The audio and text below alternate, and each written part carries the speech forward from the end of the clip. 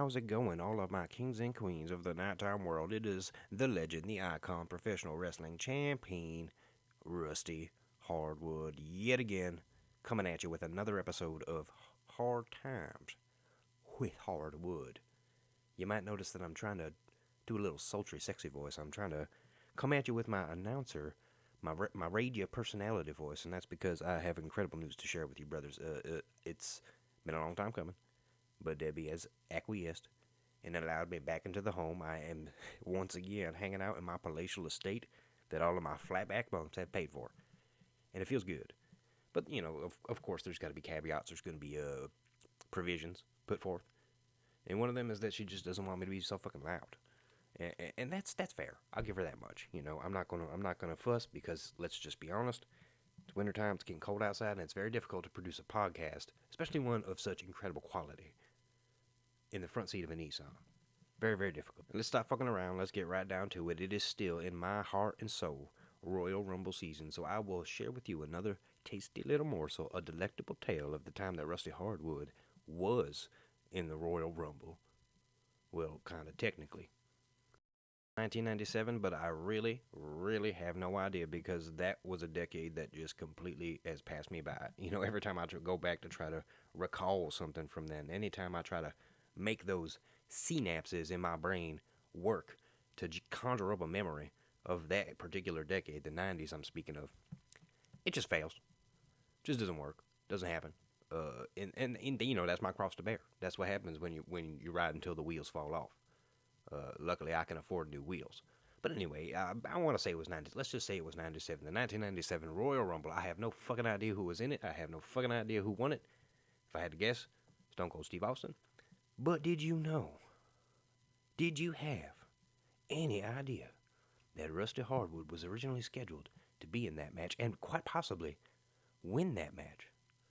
Let's just say it. I was going to win that fucking match. You see how it went down was that Bruce Pritchard came to me earlier in the day. He said, Rusty. I said, Bruce. He said, Rusty. I said, Brother Love. He said, Rusty. I said, what the fuck was his name? Rio Rogers. And then he got pissed, especially because he borrowed my gloves for that gimmick, and he never gave them back. I should be the one who's pissed off, you know, bringing that up. So nice gloves. I paid a lot of money for those. But anyway, comes up to me, Bruce Pritchard, producer for the WWF at the time. And he says, I got a great idea. You know what we want to do for your entrance in the Rumble is we want to, you know, call the number, play some music, and then we want you to make it a very surprising entrance from under the ring. You see, a lot of people have come down the ramp and gotten under the ring, but has anybody been under the ring the whole time? I really don't know. I'd like to think that I innovated that in that moment, even though, you know, he came to me with the idea. And I said, Bruce, that's a pretty good idea. I like that. I could hang out under there. You know, I'll get myself a pee bucket. Maybe I'll bring my Game Boy. Hang out. Grab some food, you know, a couple of chicken fingers. French fries, tater tots, if that's what they got at a concession stand. And I'll just make it happen. He said, I asked what was the number that they were going to call where Rusty was going to make that. And he said a 27. And I was a bit flabbergasted, but you know what? That's okay. Because what can I do? I could just hang out under there, you know, maybe crush a fucking Miller High Life or something. Maybe just one or two, you know, just to get the blood pumping. So that's what we did. And you see, the part about that, Jack, is that you can't just walk on down. You can't saunter on down to the ring and just hop underneath that sumbitch anytime that you want to during the show. You have to be crafty. You can't let the people see you because that's how surprises work. I know that's a novel concept, but I was underneath that ring from the beginning of the show until the Royal Rumble match took place. So I did exactly all of the things that I described. I ate probably entirely too many chicken fingers. They did have tater tots. And I snuck in a couple packets of Arby's sauce because I bring those everywhere I go. It's a very underutilized condiment. You know, took a pee. Of course, I had to pee. You know, I was just trying to keep an ear out. They gave me a monitor, so I watched the show. It was a very enjoyable show. You know, one thing led to another, and next thing I recall was being nudged. And that's when I opened my eyes and I realized that I'd fucking fallen asleep underneath that ring. You know, even though it was very loud, it was very, very much a electric, chaotic atmosphere. And my blood was pumping at a certain point. It is, I'm theory. I'm going to posit a theory here. I'm going to say that some sort of combination of the Miller High Life and the chicken fingers, the dark atmosphere underneath that wrestling ring, and just the fact that,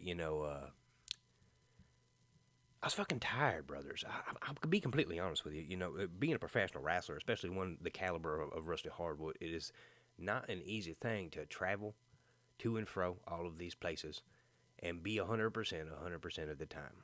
And I certainly wasn't 100% that night, brothers. But, yeah, number 27 came and went, and old Russ didn't come out and beat that motherfucker in the middle with his finish like he was supposed to, and go on WrestleMania and win that title. And do I regret it? Not really. Those chicken fingers were really fucking good. I had a good time.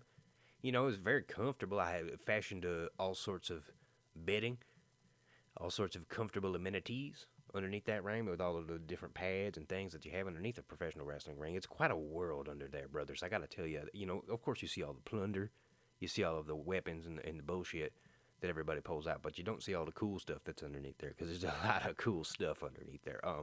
I remember one particular time that somebody pulled a kiddie pool under there. It was the summertime, so it's just like dead smack in the middle of it. There's a little kiddie pool, ice cold water, 12-pack of beer. Professional wrestling is quite a world, brothers. I got to be honest with you, and you got to make your own fun sometimes, and that's what I did. Unfortunately, it cost me, but that's them's the breaks. That's hard times. And I'm Hardwood. Thank you so much for listening to my incredible podcast. I love you. And next time I see you, I'll give you a little smoochie right on the top of your forehead to let you know I appreciate you listening and tuning in. Until next time, brothers, take care. Bye-bye.